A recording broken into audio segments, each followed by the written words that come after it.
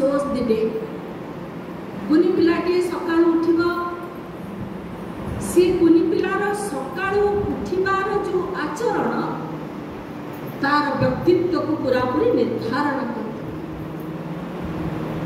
छोट बेलू एठी बरमुंडा शिशु विद्या मंदिर रे गुरुमा थिबा मो सान भौणी भी अछि विनोदिनी शतपथी बापा तांको बापा को सकाळ उठी प्रणाम करथिले सेतबेले आमे रामचरित मानस पढ़ी नथि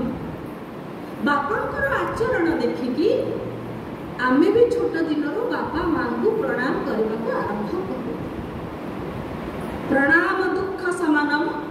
सर्व पाप प्रणाशनम सकाळ उठिकी बापा मां को खाली प्रणाम टिए कले माँ जदि निजर शाढ़ी कानी रे पिलार मुह को पोछि देवार अवसर सकाळ जणे पाए सबु ग्रह पीड़ा नष्ट हो जाए जीवन ये प्रथम मर्यादा प्रथम आदर्श आपण मान को गोटे सत कथा कहबी आम गाँव रे आमर चाष जमी करुथिबा गोटे लोक ताकू हेतिला एपिलेप्सी जोटा को कहती आरा छटा बात पानी देखिले भी सेटा बहुत बाहर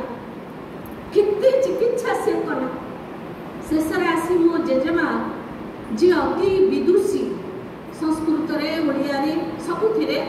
अति उच्च कोटिर विदुषी महिला जने सी थिला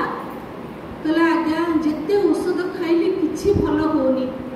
बुढ़ीमा जेजेमा बोली जहाको आमे सब कहू आमे ताको बुढ़ीमा डाकू बापान को मां को कला अरे सकाळ उठी माँ गोड़ तले पड़ी पारिबु माँ कानी रे थरे मुह पोछि पारिबु वर्ष करे तो देह भल हो प्रकृत रे भल हो भगवान रामचंद्र कोठु संभूत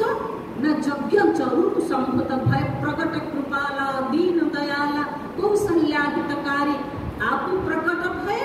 विधि न बनाए ताकू जेतेबेले बण को जाउथिले प्रभु सब लोक माने देखुथिले विशेष करी स्त्री लोक माने देखुथिले ओ की सुंदर रंग सीना कला देखिबा तो बहुत सुंदर